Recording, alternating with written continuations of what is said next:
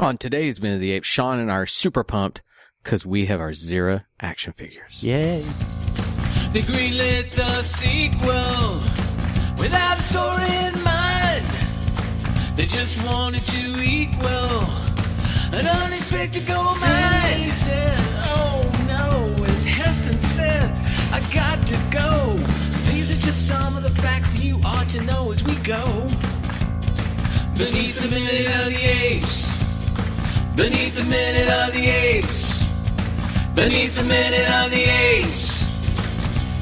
The only good human is a dead human. Hello and welcome to Minute of the Apes, the daily podcast where we break down every minute of the Planet of the Apes movies. I'm Todd. Happy Monday to my friends, Richard and Sean. Hello. Hey, Todd. How are you? I'm great. How are you guys? I'm good. We're getting closer to the end of this movie.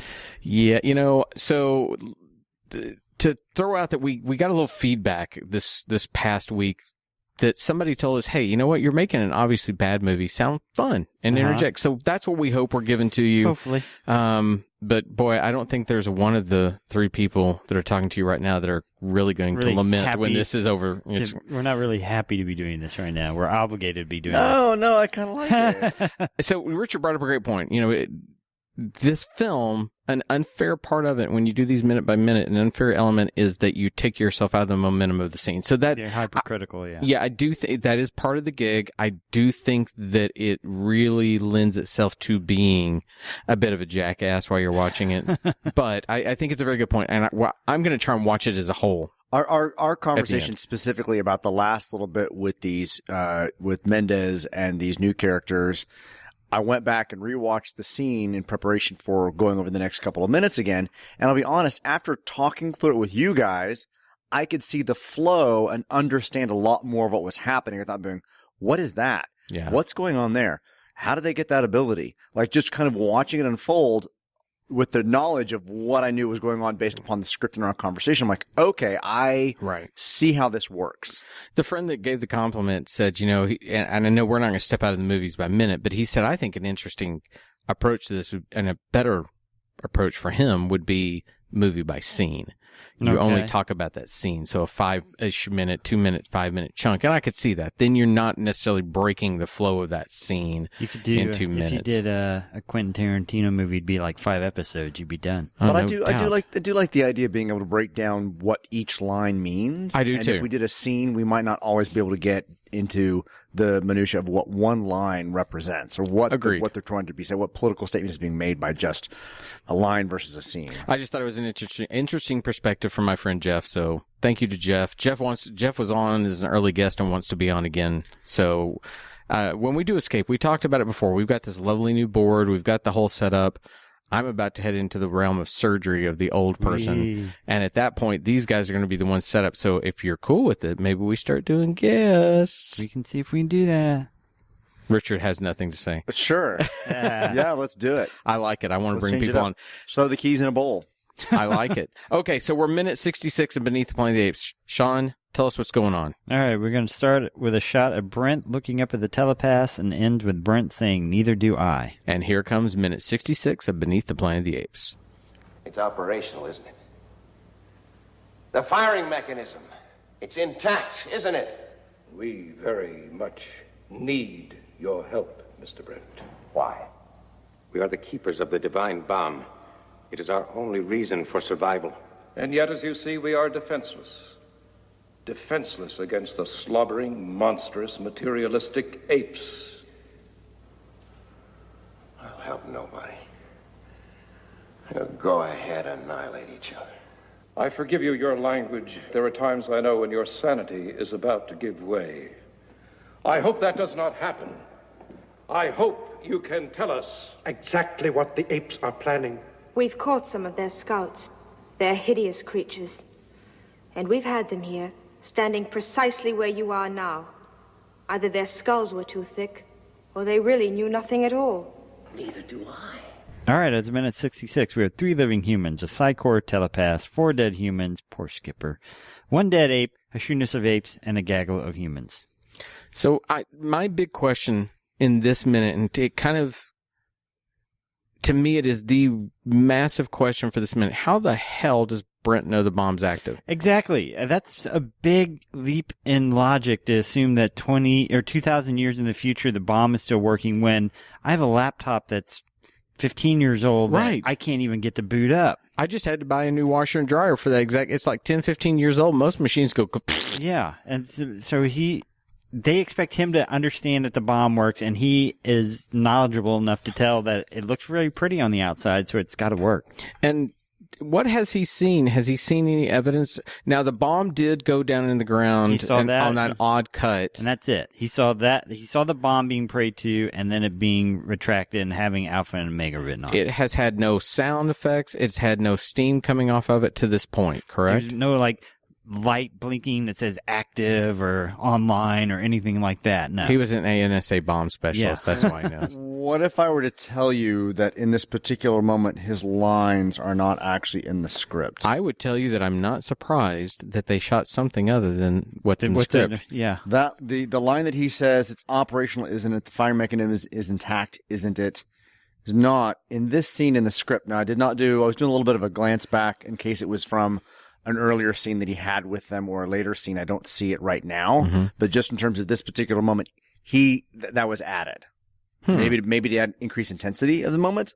Do they have anything in the script at this point that lends itself to why he would think that? I mean, I'm just curious where this came from. No, he just came off of after that. It's an illusion. Damn your hypocrisy. His kind of aggressive talk. We get a moment where the Brent is. We get a moment where, what is his name? I'm gonna say Negro, but I can't remember what his name was. That he inflicts kind of a little more pain on Brent, and that wasn't shown. It just goes straight into Brent saying it's operational, isn't it? The fire mechanism is intact, isn't it? Like it was almost like they're coming off of this moment that never was filmed about him being put in pain again, where Casplay then comes back and says, which he does say, we very much need your help, Mr. Brent. And Brent goes, why? Right? But we kick the scene off with, it's operational, isn't it? I guess it's riffing off of his previous thing. You know, is that bomb out there an illusion? He's trying to pull back. Is that bomb out there an illusion? It's operational, isn't it? Maybe he just sees the pause as a moment to kind of like piece together what's actually happening. I don't know. I would love to. I'd love to think that a better suggestion might have been, Could Brent have said, please tell me that thing is not active? Please, isn't that a better thing for him to ask, but it also be a leading statement in a way? Why would we worship a dead god? Of course it's working. Something like that. But, I guess that you can subjectively say that he looked at a bomb. Why else would they have a bomb if it wasn't active? But it's a very odd leap of faith at that point. Yeah. Now, they are also the keepers of the bomb. What is a keeper of a bomb? I never saw any like two panels where you got to turn the keys at the same time. They know it's a bomb. We are the keepers of the divine bomb. That is our own. And then what I find interesting, in the script, Casplay is the one who says we are the keepers of the divine bomb. That is our only reason for survival. And yet, as you see, we are defenseless. They broke that lineup between Mendez and Casplay. The first part was actually said by Mendez, and the second part was said by Casplay. Okay. Maybe to give some movement back and forth between the characters, instead of just having Casplay kind of dictate this entire scene. Because Casplay is the one who's largely been talking according to the script. Yeah. I guess also when I ask it, so this is their religion, obviously. And I guess you could say we're keepers of the faith. Is that what they're trying to evoke when they say we are the keepers of the bomb? We're the keepers of the faith. We're the monks that are basically walking around somehow delivering the prophecy, the word, or whatever this bomb means to them. We've saved this beer recipe for 2,000 years. I don't think I read this in the last couple of minutes, but they have a whole piece where Mendez preaches about the bomb that was never wasn't part of the film or never seen, and it was in the minute before. And he goes, "For it is written that in the first year of the bomb, the blessing of the holy fallout descended from above, and my people built a new city in the blackened bowels of the old. We talked about this, didn't we? Yeah, we did. We did. So we're picking up from that moment. We're the keepers of the divine bomb. Yeah. But you wouldn't have known that had we not read the script last time. I think I said last time that I wish I could see how they could say, especially in today's political climate, if they had said that the bomb cleansed us of the impure souls on the earth. If they'd said something like that, then it has a very perverse nature that they wanted that kind of thing, and that's almost what they're thinking now. I find these statements very odd and just almost arbitrarily chosen to evoke an idea of religion around bombs. And I don't know. It feels of that thing where it's very disjointed and doesn't flow correctly. And that may have been the fact that they were changing things up as they go along. True. I mean, they inserted these 2 lines for Brent here that wasn't originally in the script to suggest or to let us know that the bomb is actually live, right, functional. And we didn't get the sermon from Mendez earlier. We do know the bomb is in a church. We do know that it's being worshipped. We do know that they speak out loud when they sing and when they pray to it. So it's a dumb bomb. It can't. Not a smart bomb. Yeah. Why are they defenseless? They have the most defensive.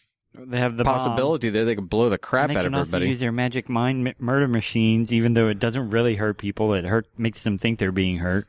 Well, I mean, and that's why they keep referencing them as illusions. They're illusions. They're illusions. They're not actually doing anything. But we talked about how, a powerful telepath can take anybody down. I mean, just that amount of pain they exhibit on Brent, they could take down an entire army if they wanted to. Now, it has no physical effect on the army, but it might drive them mad. Mm-hmm. You drive them mad. You make them see other things. Oh, there's the Justice League right now. We've got a situation where the the Legion of Doom, with Gorilla Grodd is mind controlling Aquaman and Wonder Woman so they think that they're each other and they're attacking each other.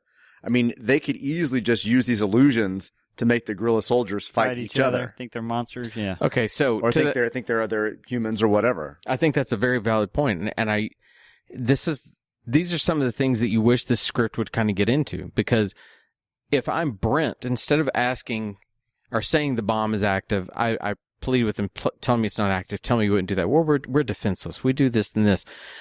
But then maybe they should come out and say, but we worry we can't sustain that long enough. What does it take a telepath to sustain an attack on a massive army? Yeah, they don't show it taking a toll on themselves when they're using it on Brent. Superman has a limitation. Even the greatest of power needs to have a limitation somewhere so they're valuable.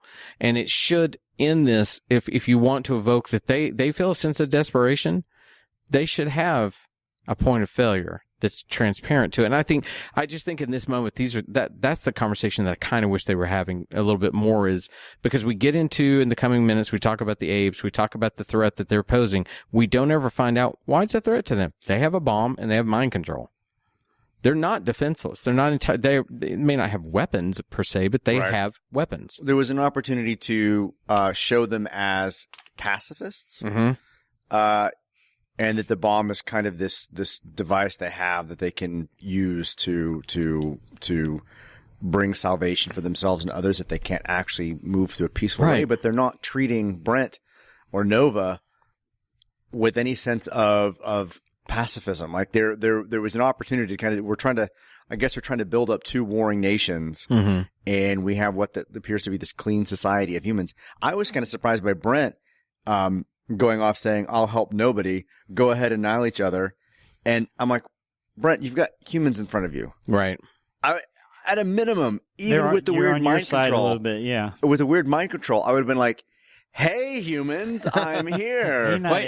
And yes, you use your minds, but you talk. It's like, it's Where not so foreign. Yeah. Let's hang out. Let's grab a beer. You're not all hairy. Do mutants have beer?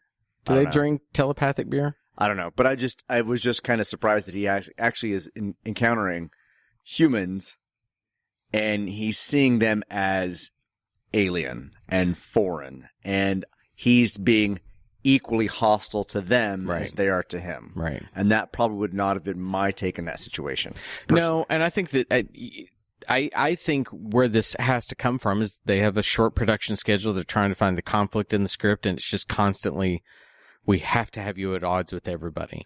And it just seems like nobody is working together. Nobody's thinking things through. They constantly get a Vader of there is no conflict. Damn it, we've got to find one. Right. And they just keep throwing shit at the wall to put more conflict in.